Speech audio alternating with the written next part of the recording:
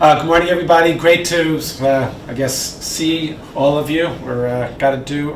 This is like a tradition of ours that and I've come to love and value a lot. Although it's a little different this year, and still wanted the opportunity, even in this kind of virtual, kind of in-person way, to share with you some thoughts as we approach Yom Kippur during the Aseret Yimei Chuva. So, thank you. Thanks for listening. A few days ago on Rosh Hashanah, as I sat in the outdoor tent that our friends had put up for Yamim Noraim, I found myself distracted, looking at the 45 masked people in our tent, taking note of how strange this all was. Slowly, my gaze wandered to the next yard, where I watched another large tent housing another 40 or so people, masked, socially distanced, and davening. And then I heard a shofar blowing a few houses down. I imagine that many of you have your own versions of this very unusual Rosh Hashanah. I was surprised at how inspired I felt, how amazed I was at the Jewish people, pushing through and making Rosh Hashanah happen. I felt that Hashem must be proud of us. This is a difficult and challenging time. And look at how our community responded to the challenge. Adapting, standing tall. And I wanted to put words to the feelings that I was having at that moment. So here goes. This year's Yamim Noraim are certainly like no other in our lifetimes. While the purpose of Aseret Yimei Chuva is to slow down and to reflect, to account, and to take notice of the lives that we have lived over the last year, that has to mean something different this year in the midst of a once-in-a-century global pandemic. We have all been going through something very significant together. So I see this Aseret Yimei Chuva as an opportunity to reflect together on our lives and all that is going on around us. We generally think of Chuva and Yom Kippur as a time to turn to Hashem and to our peers for forgiveness for things that we've done wrong, mistakes that we have made. And in that way, Yom Kippur takes us out of the daily world that we're living in and opens a space, one day a year, for us to enter an otherworldly space, angelic, wearing white, not eating, not drinking. I mean to say that we are used to thinking of Yom Kippur as a time that we ask Hashem to respond to us. But in another sense, the idea of the Aseret Yimei Chuva and Yom Kippur are set up to disrupt our lives, not so that we enter an otherworldly spiritual place, but rather so that we think about our lives in the here and now. Today, I would like to focus on these days of Chuva not as a chance to ask God to respond to us, but the reverse, to ask ourselves how we are responding to all that has been put before us. In other words, I'd like to turn it around. Not how will God respond to our requests, but how have we responded and how will we respond to the circumstances with which we are now confronted. And there is so much to reflect on. It is overwhelming. Right now, our lives have become one big disruption. Everything that we're used to, have come to expect, has become uncertain, is fragile, and up for grabs. Tshuva can be a process of learning how to respond most meaningfully to what life brings us, whether good or bad. Let me explain. Last week, I gave a Dvar Torah focused on the meaning of the word tshuva. So let's look at the root of that Hebrew word, tshuva. It comes from the root shuv, that means to return. In that sense, tshuva means to return to a more authentic self, to become a different person, a renewed person. I'd like to suggest a similar but different understanding of the root of the word tshuva. In basic Hebrew, tshuva in the sense of she'ilah u'tshuva means an answer or a response. In your classes in school, for example, the word tshuva often means an answer or response to a question. So we said that tshuva means to return, but perhaps it also means to respond. Tshuva means to learn to respond to circumstances in the best, most ethical, most moral, most spiritual way. In our lives, we're always responding to social circumstances, religious challenges, spiritual opportunities. Sometimes I respond well and I take advantage of the opportunities. Sometimes I make mistakes and I miss the mark. That's a chet. That's what chet actually means, to miss the mark. And to do chuva means to practice responding. Chuva, it means responsibility as in the literal sense, the ability to respond. When I do chuva, I've learned to respond differently to circumstances with which I'm confronted in life.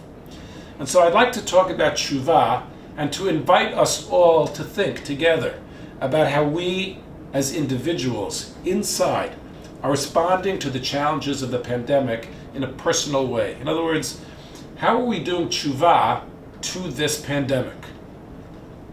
Most significantly, and before all else, we must stop and acknowledge the enormous loss of life that has ensued because of this pandemic. As of today, over 200,000 Americans and over 1 million people around the globe have died of COVID.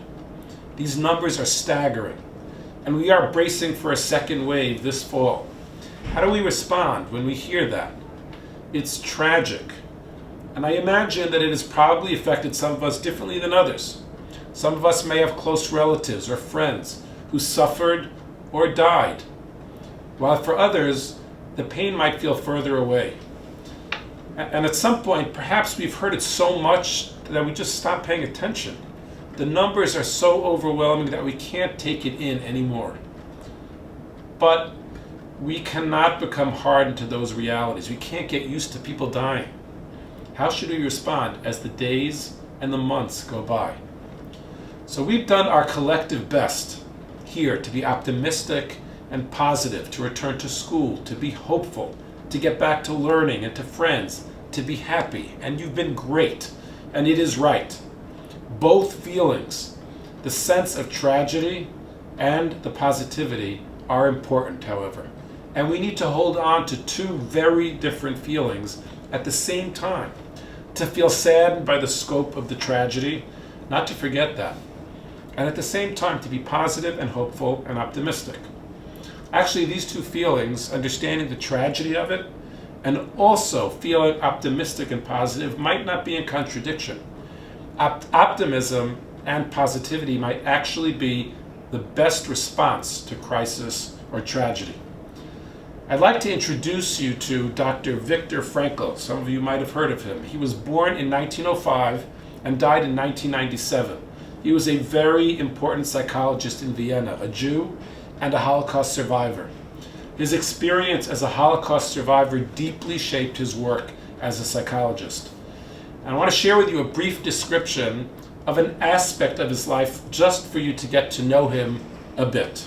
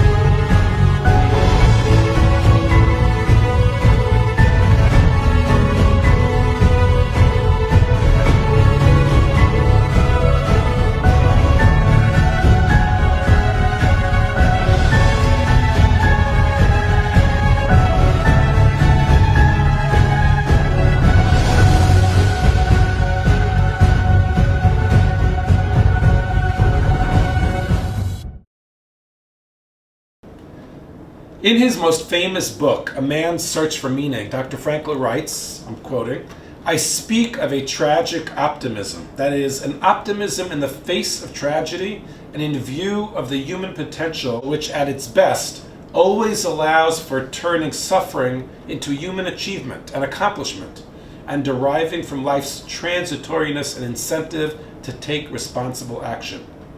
That's the end of the quote. What it means being resilient and strong and positive even in the face of life's challenges.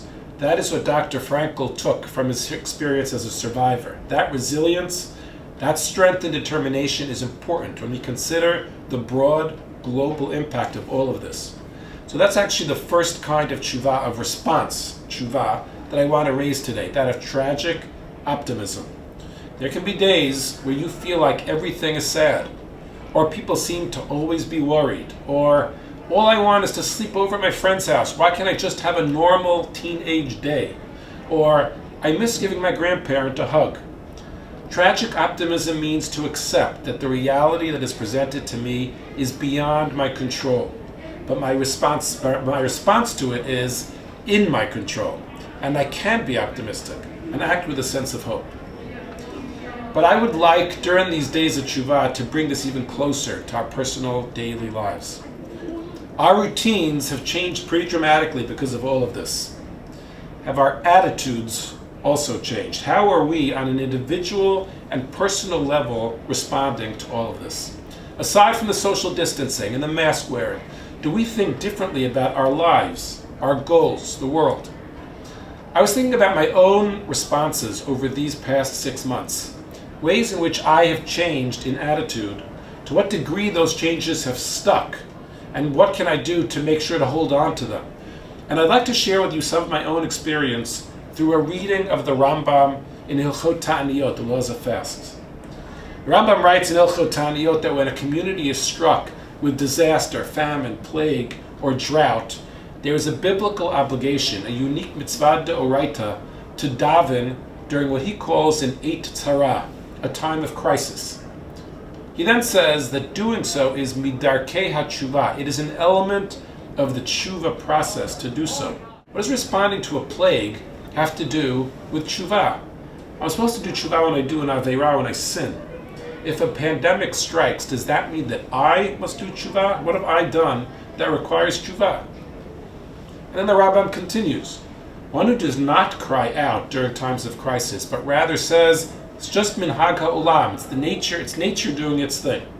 The Rambam says, Harei zed derech achzari. This is a path of cruelty. It's an obstacle to the path of tshuva. A very harsh statement. If I do not cry out during a time of crisis, he says, I'm neglecting an obligation to do tshuva, and it's considered cruel on my part. Why? Tshuva is between me and Hashem. Plagues and pandemics are elements of natural existence, so why is it cruel to not daven? I truly believe that this Rambam was written over 100 years ago. It's yet speaking directly to us, and I want to explain by going back to Viktor Frankl. I mentioned that he was a psychologist in Vienna. You might have heard of the father of psychoanalysis, Sigmund Freud, who was also a psychologist in Vienna. Viktor Frankl claimed that he, Dr. Frankl, had led what he called the third school of Viennese psychology, a third way of understanding how human beings work. The first school of thought, that was Freud, he believed that what people seek most in the world is pleasure. Life is about the will to pleasure. The second school in Vienna, also led by Alfred Adler, believed that what people seek more than anything is power. Life is about the will to power. That means control, achievement. Viktor Frankl said both of those miss the mark. What people seek most in life is not pleasure, and it is not power. What people seek most is meaning. It's a will to meaning that people strive for. Here's a quote from his book. Ultimately, man should not ask what the meaning of his life is, but rather he must recognize that it is he who is asked. In a word, each man is questioned by life. And he can only answer to life by answering for his own life. To life he can only respond by being responsible. We know that there is a grand conversation between Hashem and us that takes place through the world. That's what davening is about. When we are able to enjoy a beautiful day, we feel blessed. When we're on the boardwalk at the time of a storm staring at the sea, we feel Hashem's power. Each day when we say Shema, we say that if we do as we should, we'll be blessed with rain, and that rain can be withheld for wrongdoing. How else can we personally respond to our lives in this pandemic? So personally, there are 3 responses that I have felt at different times over these months, and that I want to hold on to, but I think I'm going to have to work to hold on to them. In the first days of the pandemic, when we were all home and experiencing quarantine for the first time, I found myself waking up to this strange, isolated world. No school, no shul, just being home. There was something sublime about the silence and the aloneness, when I was, especially the quiet in the morning. I was up by myself. One morning I picked up a Tehillim, and with a good English translation, I started to read. One chapter on the first day, and another chapter on the second day. Each day it became at 7 a.m. in the quiet of the morning. I used to sit down and read a chapter of Tehillim. And I used to think of Tehillim as being lots of prakim, just praising Hashem for how great He is. I think you know that feeling. Those are the prakim and Tehillim that we usually say in davening. But Tehillim, I realize, is full of very personal descriptions of a person in pain, worried about hardships, health, social challenges, a person living life and struggling and reaching out to Hashem for help with these basic elements of the human condition. And I found it, for myself, just personally, so meaningful. I was alone, stuck at home, in the quiet of the morning with my coffee and my Tehillim, not rushing like I was doing every other morning. It was a 20-minute ritual every day, 1 parak a day. And somehow I felt a renewed sense of spirituality, of experiencing Hashem's presence in a new way. Now, I share this with you not because I think everyone should do this, you should all read a parak. Maybe some of you might give this a try, others no, that's fine. But I was deeply struck that these bizarre circumstances had generated a space for a renewed spirituality because the routines had all been disrupted. And that's what I want to suggest. We should all feel challenged by the life we are living in right now in this way, as Frankl said, to respond to the circumstances of life. And as Rambam said, to do chuva, in other words, to respond to life in a way that can open a new spiritual path, a new path of meaning for ourselves, to take advantage or see this as an opportunity of sorts. Consider how you might use some of the time at home, the morning when you're at home on Zoom, your Zoom day, to go outside, sense the beauty, to use music or nature, a quiet moment of prayer when you're not with your friends in school and all the crowd hubbub, when you're sitting outside maybe on Yom Kippur, and take notice and try to experience the spiritual, the infinite. There is something about these days that could provide an opportunity for that. So far, I've articulated 2 kinds of response: tragic optimism and personal spirituality. And I want to share with you today 2 more. The third response that I have felt was one of humility. Human beings have such capacity, such talent. We have figured out how to fly, travel in space, heart transplants. It is absolutely astonishing. And yet the entire planet has been brought to its knees by a tiny virus that we can't even see. I want to repeat that because I think it's important to take that in. There's so much going on. The entire planet has been brought to its knees by a tiny virus that we can't see. There's a Gemara in Gittin that tells a story of the death of Titus. Titus was a military general and Roman emperor. He was the one responsible for the destruction of the second Beit HaMikdash. And the Gemara describes this story, such an odd story, about an insect that flew into Titus's nose, into his brain, and picked at his brain for 7 years. This is the way the story is told. He noticed that the sound of a blacksmith hammering caused the ensuing pain to abate, to stop. So he paid a blacksmith to hammer next to him so that this bug in his head would stop banging inside of his head. Ultimately, however, the effect wore off and the insect resumed its gnawing until finally Titus died. That's the story. Titus died from a bug that was in his head. And this always seemed like such a strange story to me. What's the point of the bug and Titus and Rav Asher Weiss? He's one of the Torah giants of our generation. He's written 180 pages of chuvot on coronavirus, helping communities in Eretz Yisrael and beyond deal with the pandemic. When he was writing about the coronavirus, one of the things he wrote early on, he quotes this Gemara, and he says that it conveys a very profound lesson. Titus was the greatest, arguably the most powerful human being in the world at the time. Emperor of Rome, military general, and he was brought to his knees, and he ultimately died because of the tiniest insect that he could not control. Rav Asher Weiss said, this is a message about human frailty. It is a message that we must take as we reflect on our circumstances. We are being brought to our knees by a virus, and part of the moral and ethical internalization of what's going on is that human beings, on the one hand, are awesome, amazing in what we are able to achieve. But we must remain humble, realize that we are finite. There is Hashem above, that there is the infinite, things that are beyond our capacity to understand and to control. Humility. So humility might mean, just to give an example, like how do I translate that? It might mean agreeing to wear a mask even though you feel okay and it seems like things should be fine. Because my humility tells me that I need to accept that this pandemic is bigger than any of us. Humility can also mean something spiritual. I feel small in the presence of the powerful forces of nature and of God. And that creates a certain feeling in me. Humility can generate a sense of religiosity and spirituality.